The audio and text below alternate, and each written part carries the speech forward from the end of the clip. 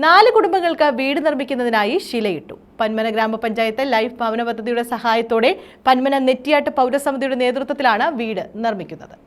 പന്മന നെറ്റിയാട് പൗരസമിതിയുടെ നേതൃത്വത്തിൽ പന്മന ഗ്രാമപഞ്ചായത്ത് ലൈഫ് ഭവന പദ്ധതിയുടെ സഹായത്തോടെ വിധവകളായ 4 കുടുംബങ്ങൾക്കാണ് വീട് നിർമ്മിച്ചു നൽകുന്നത്. ഇതിന്റെ കല്ലിടിയിൽ കർമ്മം പൗരസമിതി രക്ഷാധികാരി ഫിറോസ് നല്ലാന്തറയിൽ നിർവഹിച്ചു. കണ്ണൻകുളങ്ങര വാർഡിൽ കുരീത്തറ ജംഗ്ഷന് സമീപം 16 സെന്റ് വസ്തു വാങ്ങിയാണ് വീട് നിർമ്മിക്കുന്നത്.